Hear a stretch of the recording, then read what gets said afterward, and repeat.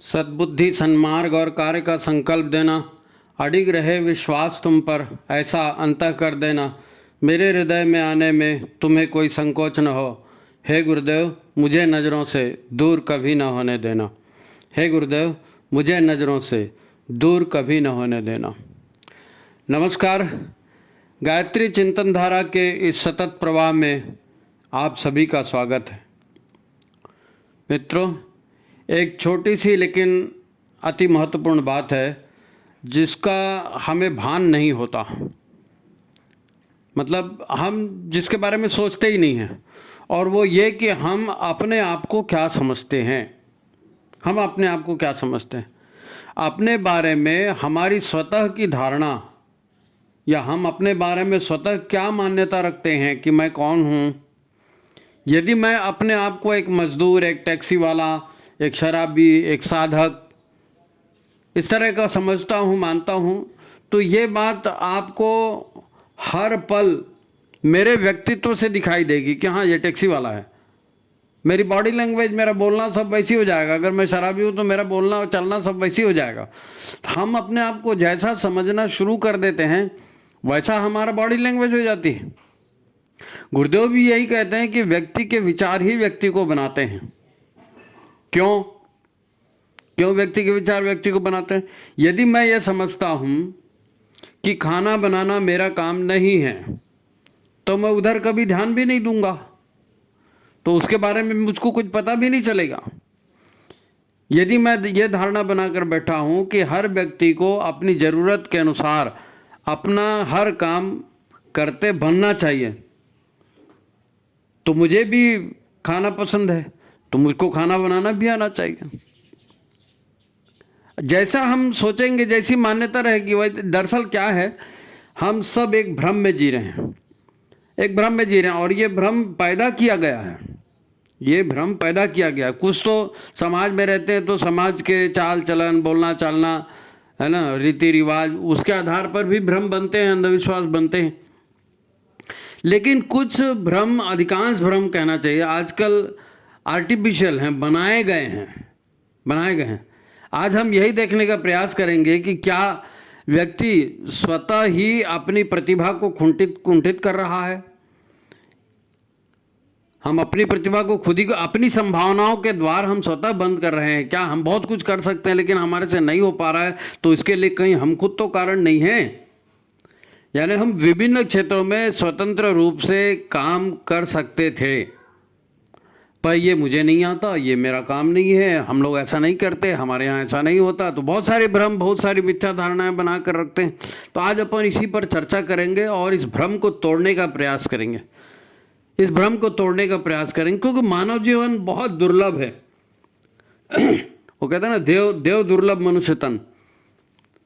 अब हम लोग छोटे छोटे दुख, मुसीबत, परेशानियों में रहते हैं। अरे मेरी परेशानी तुमको नहीं मालूम, क्या हो गया, वो बिजली का बिल इतना आ गया, क्या हो गया, वो रेट इतना बढ़ गया, क्या हो गया, वो गाड़ी उसको दी थी उसने वापस नहीं की। तो वो छोटी छोटी चीज़ें रहती हैं जिन पे परेशान होकर हम अपना पूरा दिन और पूरा हफ्ता और महीना ख़राब कर देते हैं, है ना। तो ज़रा समझने की कोशिश करेंगे कि हम बड़ा लाभ उठाओ ना। छोटे छोटे नुकसान होते रहते हैं लेकिन बड़ा नुकसान नहीं होना चाहिए। ठीक है, तो आज इसी पर अपन चर्चा करेंगे। तो शुरू करते हैं महाकाल का नाम लेके। आजकल जो लोग यूट्यूब पर हैं वो देख रहे होंगे कि कैलाश की बहुत चर्चा है। कैलाश मानसरोवर, है ना। मानसरोवर झील का नाम है, कैलाश एक पर्वत का नाम है। कैलाश वो जहाँ शिव जी का वास है। अब देखो, भ्रम कहाँ से शुरू होता है। हम राम को मानते हैं, हम कृष्ण को मानते हैं, हम शिव को मानते हैं, हम हनुमान को मानते हैं, उनकी आरती गाते हैं, चालीसा गाते हैं, स्तुति गाते हैं, वहाँ तक ठीक है। लेकिन क्या वाकई हम मानते हैं? मेरा कहना है कि नहीं मानते। आप कहेंगे नहीं साहब, हम तो इतना चंदा देते हैं, हम तो ये करते हैं और ऐसा, हमारे उसके साथ फोटो है, हम वहाँ गए थे और वहाँ गए थे। आप गए होंगे 1000, लेकिन आप मानते नहीं हैं। मन ना रंगाए जोगी कपड़ा बोलते ना। तो कपड़े तो रंग गए, तिलक तो लग गया, घरों से कहो बिंदु है वहाँ तक हो गया, लेकिन मानेगा तो आचरण करेगा ना, मानेगा तो आचरण करेगा। मैं जानता हूं कि 6वीं मंजिल से कूद करके मैं जिंदा नहीं बचूंगा, तो कोई आदमी 6वीं मंजिल से नहीं कूदता। खैर, अपन बात कर रहे थे कैलाश मानसरोवर की। तो कैलाश मानसरोवर की बात को इतना ज़्यादा मीडिया ने दबाया है, इतना ज़्यादा मीडिया ने दबाया है कि जिसके बारे में अब आप कल्पना नहीं कर सकते। उदाहरण के लिए कैलाश मानसरोवर कोई सबसे ऊंची चोटी नहीं है, लेकिन वहाँ कोई चढ़ नहीं सकता। वहाँ चढ़ने वाले के नाखून बढ़ जाते हैं, बाल बढ़ जाते हैं, दिशा भ्रम हो जाता है, आधे बीच से आदमी उतर के वापस आ जाता है। ज़्यादा देर उस परिधि में रहेगा तो आदमी बूढ़ा होने लगता है, तुरंत बूढ़ा होने लगता है। और बड़े बड़े वैज्ञानिकों के, भारत के ही नहीं, रूस के और जर्मनी के और जापान के, बहुत सारे लोगों ने वहाँ पर जाकर शोध किया, लेकिन इस रिपोर्ट को कभी भी लोगों के बीच में आने नहीं दिया गया। इसको शिक्षा का, अध्ययन का विषय कभी नहीं बनाया गया, दबा दिया गया। क्यों? क्योंकि इससे महादेव की बात आती है। अब महादेव का सच मान लोगे तो हिंदुत्व को भी सच मानना पड़ेगा। वहां लगातार ओम की आवाज आती है, इसको कभी किसी ने प्रचारित किया? नहीं प्रचारित किया। जैन है, बौद्ध हैं, ये तिब्बती लामा हैं, और ये सारे लोग उस क्षेत्र को पवित्र क्षेत्र मानते हैं, आदिदेव मानते हैं। वहां पर किसी ने कहा? नहीं कहा।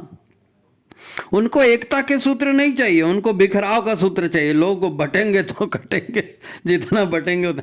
तो बात कैलाश की इसलिए शुरू कर रहे थे कि कैलाश में ऐसी घटनाएं होती हैं जो हमको विज्ञान पढ़ाया जाता है ना, सामान्य विज्ञान, मतलब विज्ञान जिसको हम करें, केमिस्ट्री, फिजिक्स, बायोलॉजी, उस विज्ञान के नियमों के विरुद्ध वहाँ आचरण होता है। लेकिन कोई वैज्ञानिक आज तक जवाब नहीं दे सका कि ये ऐसा क्यों होता है। क्योंकि अगर वहाँ उसका जवाब देने जाओगे तो ईश्वरीय शक्ति पर विश्वास करना पड़ेगा, कहना पड़ेगा कि कोई सुप्रीम पावर वहाँ है, काम करता है। दूसरा उदाहरण देखिए, आप राम को मानते हैं, कृष्ण को मानते हैं, शिव को मानते हैं, हनुमान जी को मानते हैं। राम भगवान का या सीता माता का जन्म नॉर्मल जन्म था? सीता नॉर्मल जन्मी थी? सीता माता जिनको हम कहते हैं, उनका जन्म क्या नॉर्मल था? कहते हैं घड़े से जन्म हुआ था। राम का जन्म क्या नॉर्मल था? दशरथ के चौथेपन में इकट्ठे 4 बच्चे हो गए जी? ऐसा नहीं है।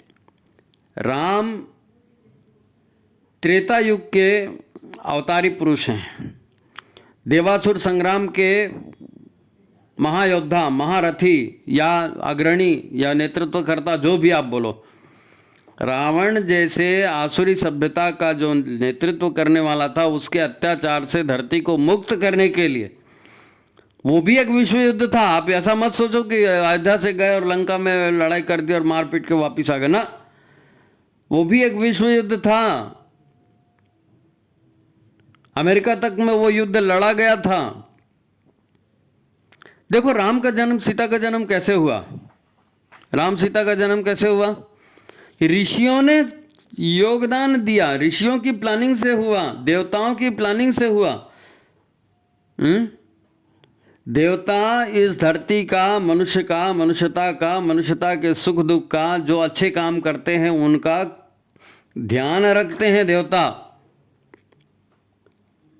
अच्छे मनुष्यों की भलाई के लिए काम करते हैं। देवता अच्छे मनुष्यों के लिए, भलाई के लिए काम करते हैं। ऋषि तो वो देवता मर नहीं गए, वो ऋषि मर नहीं गए, वो आज भी हैं। हिमालय क्षेत्र ऋषियों का जमघट है, और देवता सारे विश्व ब्रह्मांड में फैले हैं और आते हैं, एक लोक से दूसरे लोक में, भूलोक में आते हैं। कृष्ण का जन्म देखिए, कृष्ण का जन्म देखिए। कृष्ण के जन्म के समय भी ऐसा ही हुआ था। महाभारत हुआ।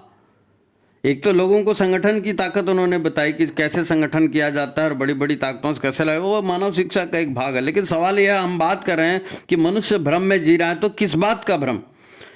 मनुष्य भ्रम में जी रहा है, इस बात का भ्रम है कि वो एक सोशल एनिमल है, वो एक जैसे अन्य प्राणी, कुत्ते बिल्ली है, ऐसा मनुष्य है, ऐसा सोचते हैं, इसीलिए वो दिक्कत होती है। तो कृष्ण का जन्म और महाभारत युद्ध, ये भी युग परिवर्तनकारी कार्य था। सारे असुर थे, नहीं थे? सारे असुर थे उस समय, कोई उनके खिलाफ बोलता था? नहीं बोलता था। अवतारी चेतना कौन सी थी? कृष्ण की। कृष्ण को तो लोग आसानी से अवतार मान लेते हैं, लेकिन पांडव, क्या पांडव अवतारी चेतना नहीं थे? कुंती के 5 पुत्र थे, देवताओं के पुत्र थे ना वो। कुंती ने देव शक्ति का आह्वान करके कृत्रिम रूप से किस प्रकार से गर्भ धारण किया था और किस प्रकार से देव शक्तियों का अवतरण हुआ था, ये मोस्ट साइंटिफिक बात है। ये मोस्ट साइंटिफिक बात है। ये कोई अकेला प्राणी कैसे संतान पैदा कर लेता है, मंत्रों का क्या प्रभाव होता है, किस प्रकार से गर्भ धारण हो सकता है, और दिव्य शक्तियां किस प्रकार से गर्भ में आ सकती हैं। दिव्य शक्तियां रामायण के समय में सीता जी घड़े में आई ना, आदि शक्ति जगदम्बा घड़े से निकली थी। हाँ, ये ठीक है कि हम उस विज्ञान को अभी नहीं समझते, तो हमको वो कपोल कल्पना लग सकता है, लेकिन कितनी बार कपोल कल्पना? कैलाश में जो हो रहा है वो तो वैज्ञानिक देख रहे हैं, वो भी कपोल कल्पना है।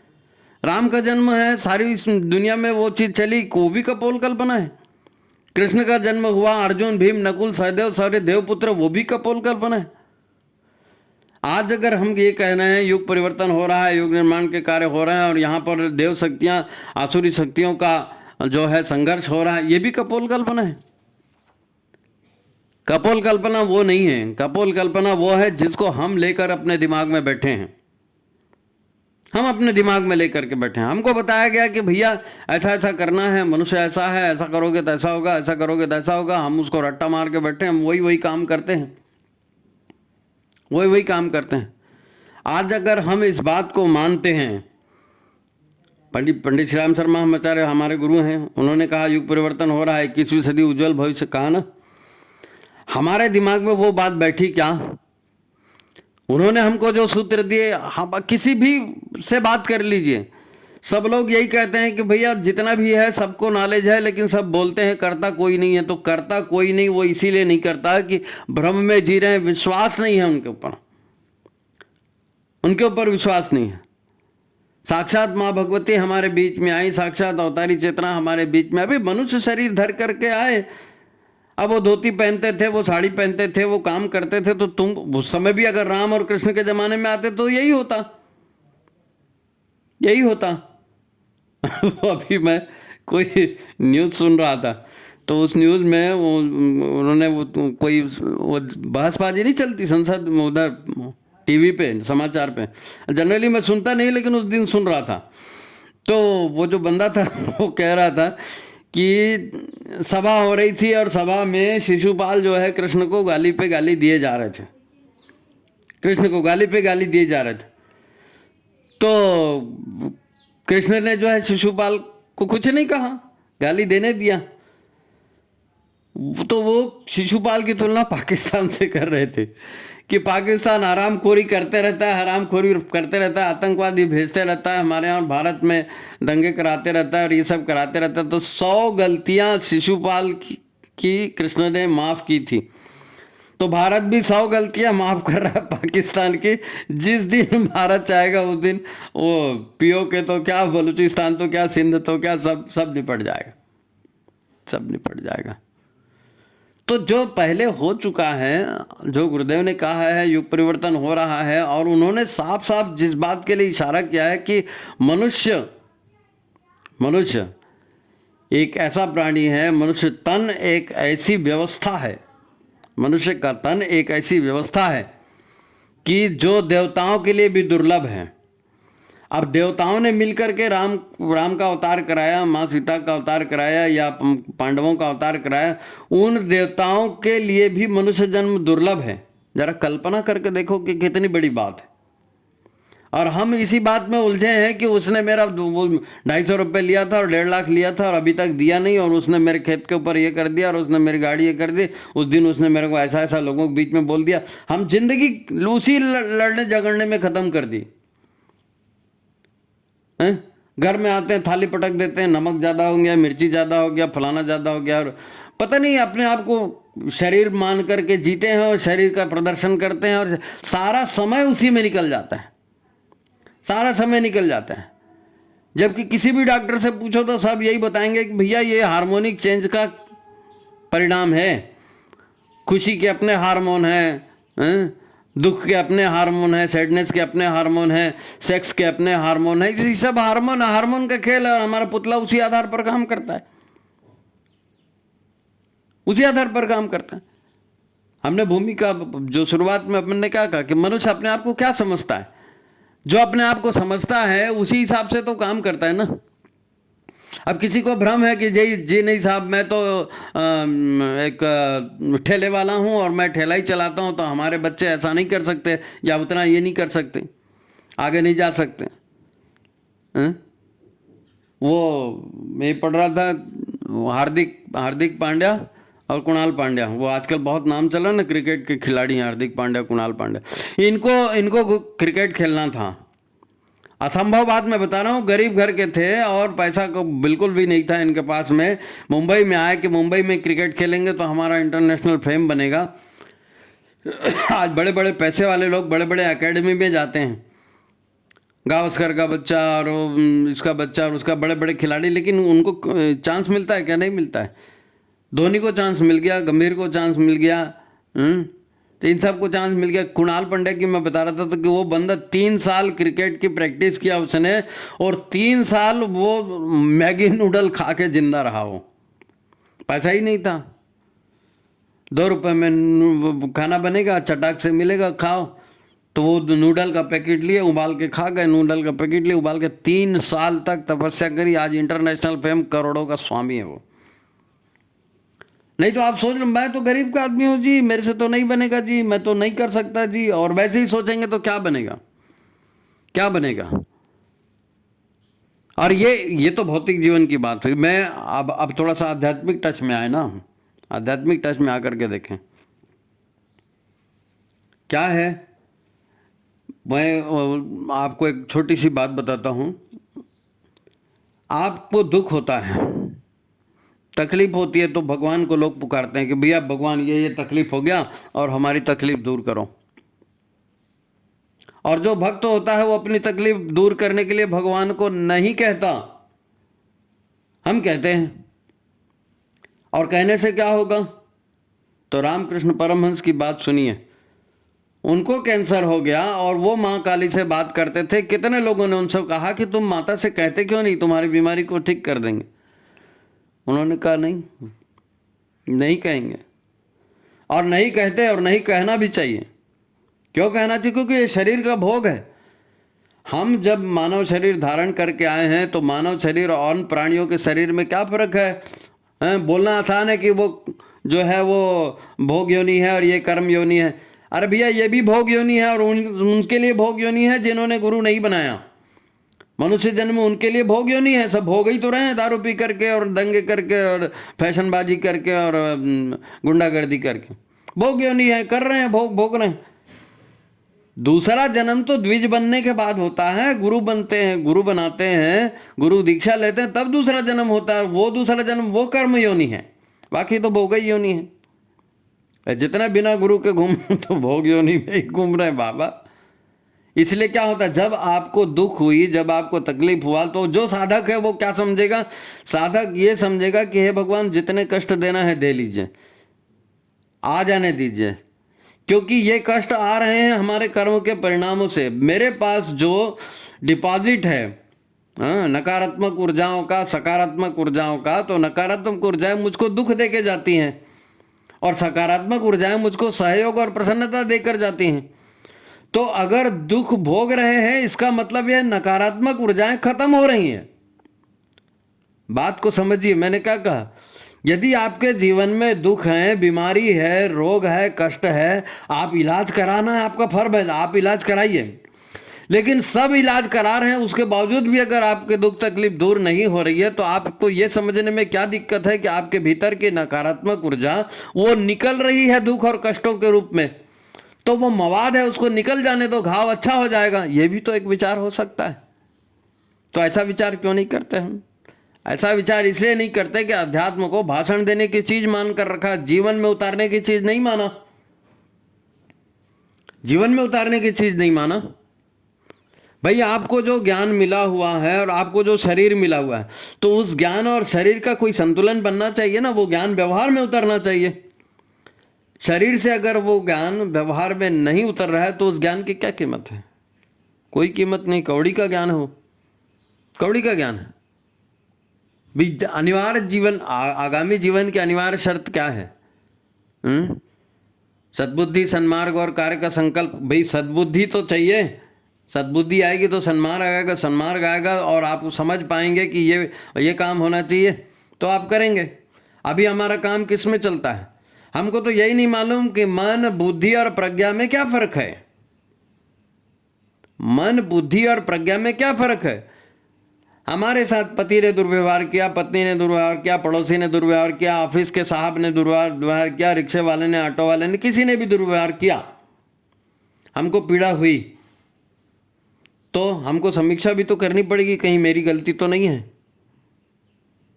अब मान लो दुर्व्यवहार किया और आप किसी काम के लिए जा रहे हो, महत्वपूर्ण काम के लिए जा रहे हो, तो आपको उसको नेग्लेक्ट करना पड़ेगा क्योंकि वो काम महत्वपूर्ण है। ये छोटी छोटी बातों पर ध्यान दोगे तो मुश्किल है। बोलते हजार हैं कि कुत्ता भौंके हजार, हाथी चले बाजार, लेकिन जब हमारे ऊपर कुत्ता भौंकता तो बहुत हम भी चालू हो जाते। दिक्कत ये है। अरे हर किसी से बहस करके आपको क्या मिलेगा? रिएक्ट मत कीजिए। बड़े लक्ष्य को जिसको प्राप्त करना होता है वो छोटी छोटी बातों पर टकराता नहीं है। बड़ा लक्ष्य क्या है? बड़ा लक्ष्य तो यही है ना कि मन को पहचाने, बुद्धि को पहचाने और प्रज्ञा को पहचाने। जब प्रज्ञा जागृत होगी तो ज्ञान आचरण में उतरेगा। अब बुद्धि तो सुबुद्धि भी हो सकती है, दुर्बुद्धि भी हो सकती है। जैसा अन्न खाओगे वैसे बुद्धि बन जाएगी, जैसा अन्न खाओगे वैसा मन बनेगा, जैसा अन्न खाओगे वैसे बुद्धि बन जाएगी। जैसे सत्संग करोगे, जैसे लोगों के साथ रहोगे, जो अध्ययन करोगे, जो पढ़ोगे, ये मन और बुद्धि उसी हिसाब से चलती है। इसीलिए तो प्रज्ञा के जागरण की बात होती है।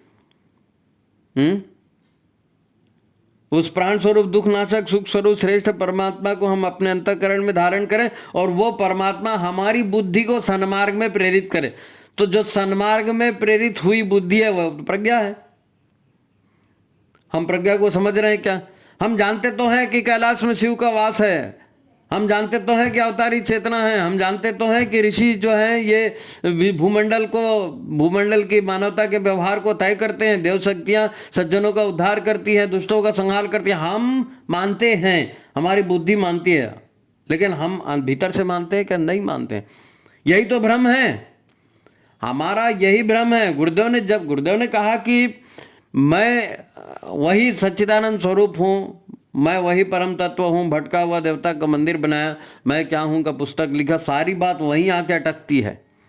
ये हमारे जितने भी द्वंद्व है ना, चाहे वो घर में हो, चाहे संगठन में हो, चाहे परिवार में हो, चाहे कहीं हो, अपने आप को शरीर मान लेने से ही ये है।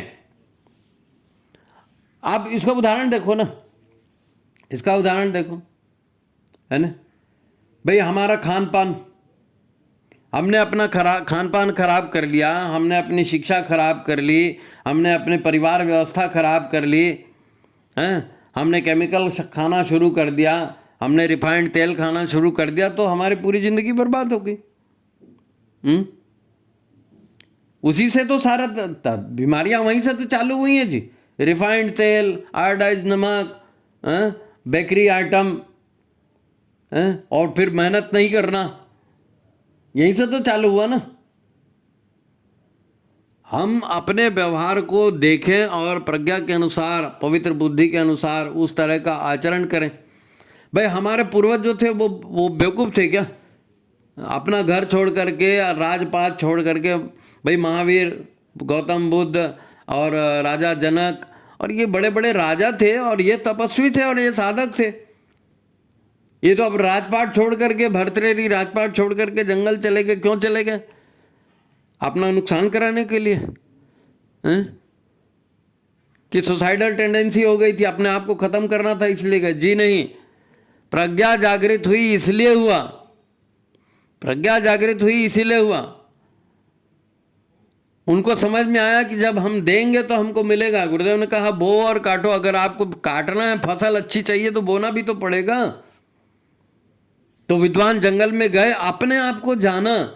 जो व्यक्ति अपने आप को जान लेता है वो परमात्मा हो जाता है। जानत तुम्हें भय जाई, पारस परसिक उधातु सुहाई। जो परमात्मा को जान लेता, हम जिस दिन ये समझ में आ जाता है, पहले देखो भक्ति का स्वरूप क्या है। हमको हमको अपनी ताकत कम लगती है तो हम देवी देवताओं की पूजा करते हैं, उनसे कृपा की याचना करते हैं, ठीक है। लेकिन अब भक्ति करेंगे तो भक्ति बोलना बहुत आसान है शब्द, क्या उसकी भक्ति उसकी भक्ति, नहीं साहब हम तो हनुमान जी के भक्त हैं, हम चालीसा पढ़ते हैं, फलाना ढिकाना, वैसा भक्ति नहीं होता है। भक्ति सबरी की थी, जंगल में वो भी रहती थी, ऋषि मुनि भी जंगल में रहते थे। उसको किसी ने कह दिया कि भगवान राम आएंगे और स्वतः तुम्हारे द्वार आएंगे, और वो उसको कोई मंत्रोच्चार आता था, वो कोई यज्ञ करती थी, वो कुछ नहीं करती थी। भक्त थी वो भगवान की, अपने भगवान का इंतजार करती रही, उस रास्ते को पूरा साफ करते रही, और भगवान भी आए तो बेर खिलाया उसने जो उसके पास था। तो ये द्वैतवाद होता है। जिस दिन और ज्यादा आगे जाते जाएंगे तो भक्त ही भगवान में विलीन हो जाता है। सुबेरे ध्यान कराते ना गुरुदेव, साधक का सविता को समर्पण विसर्जन विलय, तो भक्ति की पराकाष्ठा वही है विलय। जानत तुम्हें भय जाई, हो जाता है आदमी वहीं पर। तो हम सामान्य पशु स्तर के नहीं हैं, हम देवता हैं, हम कोई विशेष चीज हैं, और हमको छोटी छोटी बातों में नहीं उलझना है। ये बात हमको पता चल जाएगी तो हमारे आधे से ज़्यादा दुख तकलीफ तो वैसे ही दूर हो जाएगी। हम भ्रम में हैं, पता नहीं मेरी तकदीर में मेरी पत्नी ऐसी लिखी थी, पता नहीं मेरे तकदीर में मेरा पति ऐसा लिखा था। पति और पत्नी तकदीर में नहीं लिखी थी, वो तुम्हारे नकारात्मक कर्म है, वो भोग दे करके वापस जाने थे, आप आ गए हो, भोग काट। भगवान ने व्यवस्था बनाई, कितना करुणाशील है वो। हमारे पापों को काटने के लिए हमारे भीतर जो नकारात्मक ऊर्जाएं उनको खत्म करना है ना, तब तो हम ऊपर उठेंगे, तब तो हम ऊपर उठेंगे। उसको ऊपर उठा, पाप कटेंगे तो अच्छा होगा ना, पाप कटेंगे पुण्य बढ़ेंगे। वो कौन सा गीत था अपना, बहुत अच्छा गीत था, प्रज्ञा गीत जितने भी है ना, एक से एक पुराने प्रज्ञा गीत आप देखो, एक से एक प्रज्ञा गीत। समझना पड़ेगा, जानना पड़ेगा, जानना है, समझना है, और प्रज्ञा में धारण करना है। देखो एक बात याद रखो कि युग परिवर्तन का काल भगवान राम के समय हुआ, भगवान कृष्ण के समय हुआ, और आज भी युग परिवर्तन का ही काल है। और इसको अगर दूसरे शब्दों में कहूँ तो विनाश तो उनका हो रहा है, जो गलत आचरण कर रहे हैं उनका विनाश हो रहा है और होगा, और उसको कोई माई का लाल रोक भी नहीं सकता, क्योंकि इतने नकारात्मक कर्म कर डाले हो तो भुगतना तो पड़ेगा ही पड़ेगा, और पड़ेंगे, कर रहे हैं लोग, भुगत रहे हैं। हमारे लिए जिनको मनुष्य तन मिल गया उनको सौभाग्य है ना कि ये धर्म स्थापना का काल है, तो इस धर्म स्थापना के काल को हम समझे तो सही, समझें।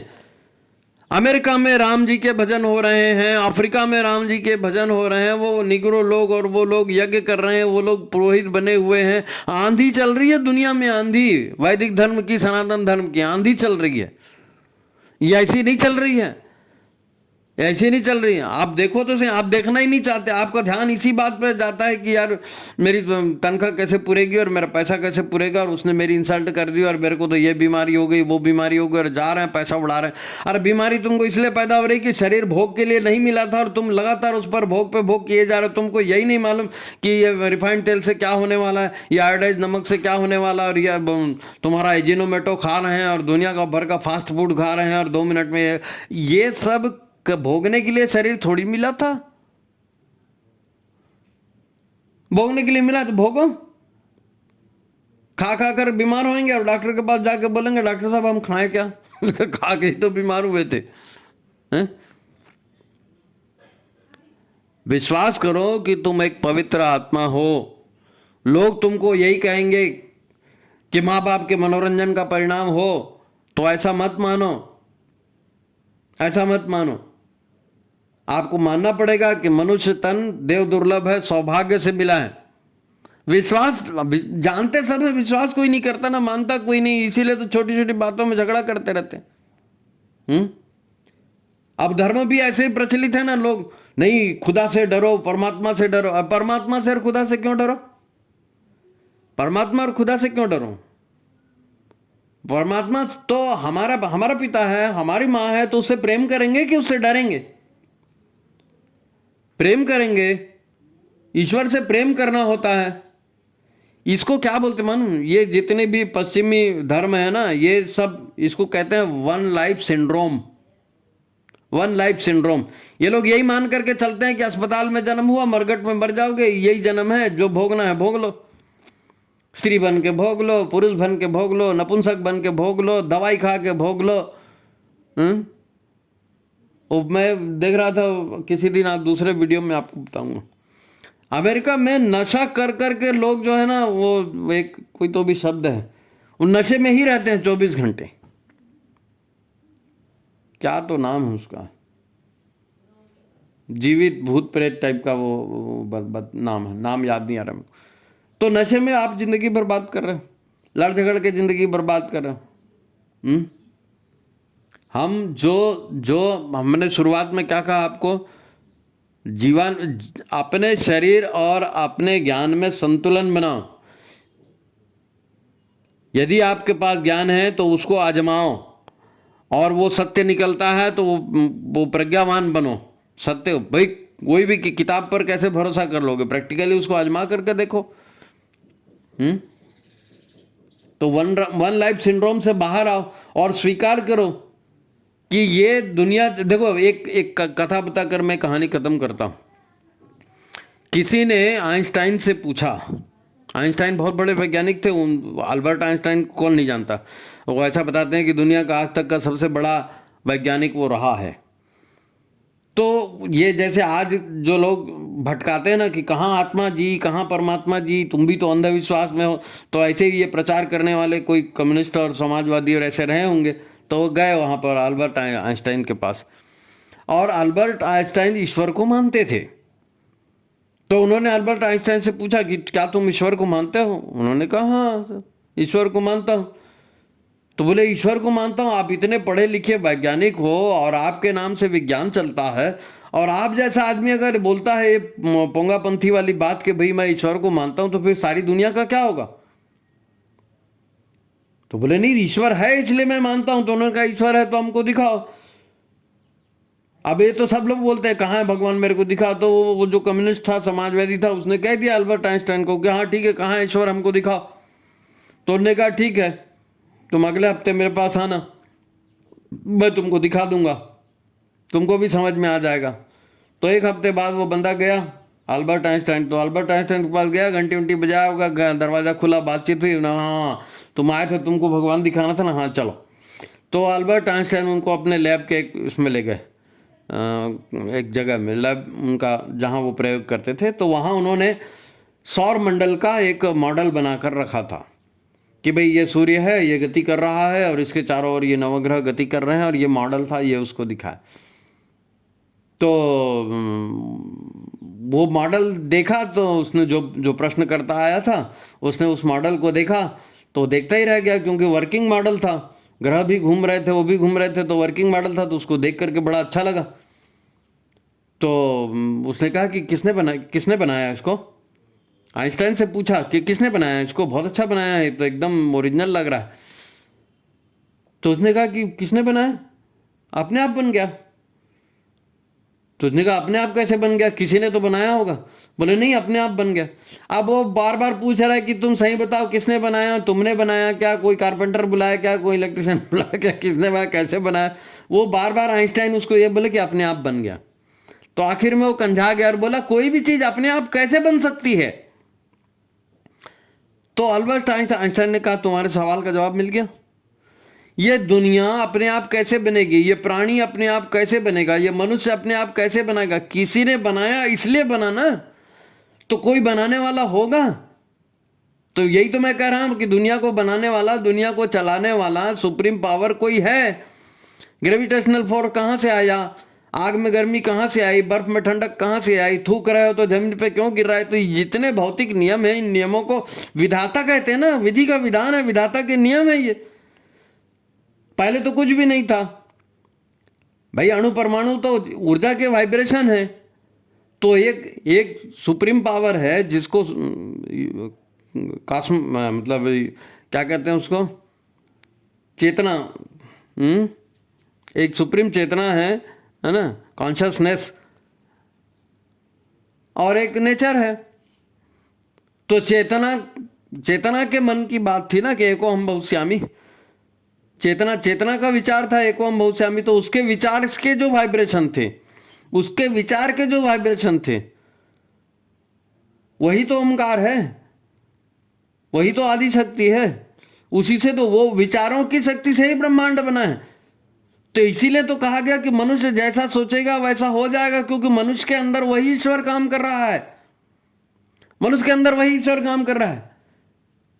इसीलिए कोई ये सोच लेता है कि मैं रिक्शे वाला हूं तो वो रिक्शे वाला ही बना रहता है, कोई ये सोच लेता है कि मैं विद्वान हूं तो वो विद्वान बन जाता है, कोई ये सोच लेता है कि मैं महिला हूं तो उसको नारी शरीर मिल जाता है, कोई ये सोच लेता है मैं पुरुष हूं तो उसको पुरुष शरीर मिल जाता है। और इतनी सुंदर ऑटोमेटिक व्यवस्था है कि दुख अगर आ रहे हैं तो भैया आपकी नकारात्मक ऊर्जाएं कट रही हैं, आप चेतना के साथ ऊर्जा जुड़ गई, इसीलिए तो मनुष्य बनाना भाई। कारण शरीर यानी क्या है, ईश्वरीय चेतना के साथ कुछ कारण जुड़ गए ना, तो कारण वो ऊर्जाएं हैं, तो उन ऊर्जाओं का निष्पादन करने के लिए शरीर मिला है, सीधा सीधी बात। अब हमको यह भ्रम हो गया कि मैं तोपचंद हूं, मैं अमुक हूं, मैं उसका लड़का हूं, मैं अमुक देश का फलाना हूं, मैं मंत्री हूं, मैं व्यापारी हूं, मैं ये हूं, मैं वो हूं, तो तुम समझते रहो, ये तुम्हारा करतूत थोड़ी, ये तो मन की बात है, और मन को सपोर्ट कर रही है बुद्धि।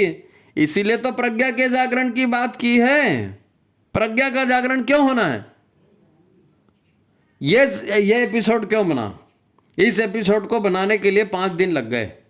5 दिन नहीं लगने थे। मैं माता जी से बार बार प्रार्थना कर रहा था कि भाई माता जी मेरे को बताओ कि क्या करना है, कैसे। अब मैं 5 दिन में 1 पेज भी नहीं लिख पाया, आधा पेज भी नहीं लिख पाया, आधा पेज भी नहीं लिख पाया।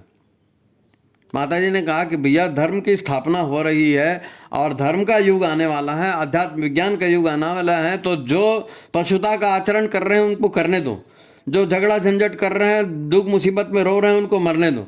लेकिन जिनकी आत्म परिष्कार में रुचि है वो तो आत्म परिष्कार करें, और नए जो धर्म की स्थापना जिसमें हो रही है उसके लिए सुपात्र तो बन जाएं,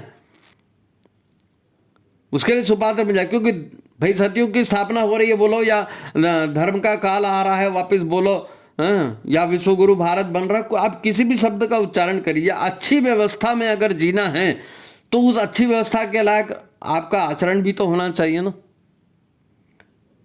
तो अमेरिका में अगर हो रहा है, ऑस्ट्रेलिया में अगर हो रहा है, रूस में अगर हो रहा है, यूरोप के देशों में अगर हो रहा है, लोग आ रहे हैं अभी कुंभ में नहा करके आए, सब तो हिंदुत्व को अपना रहे हैं, सब हिंदू जीवन शैली को अपना रहे हैं, और हम नहीं। उसने बीफ खा लिया तो क्या हो गया, उसने पोर्क खा लिया तो क्या हो गया, अरे होली में तो सब पीते हैं, होली में तो फलाना करते हैं, तो जाओ करो मरो, किसने मना किया? किसी ने मना नहीं किया। भाई हम इस बात को अगर मानेंगे कि हम साक्षात महाकाल के शिष्य हैं, तो साक्षात महाकाल के कथनानुसार काम करेंगे, अपने आप अपने जीवन को बनाएंगे। मनुष्य अकेला पैदा होता है, अकेला मरता है, अकेला कर्मों का फल भोगता है, तो अकेला कर्मों, भाई अब तो माता पिता को नहीं मानेंगे ऐसा नहीं है, लेकिन माता पिता के ऋण है, समाज के ऋण है, ऋषि के ऋण है, देव के ऋण है, उन ऋणों को चुकाते हुए अपने आप को आगे लेकर के जाना।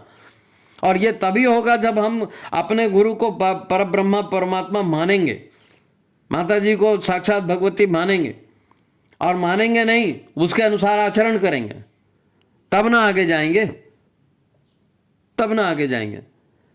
तो फिर ये भ्रम के भटकावे छोड़ना पड़ेगा, विश्वास करना पड़ेगा कि हम एक पवित्र आत्मा हैं, इसलिए मनुष्य शरीर मिला है। मनुष्य शरीर पाने की भी पात्रता थी, तब तो मनुष्य शरीर मिला है।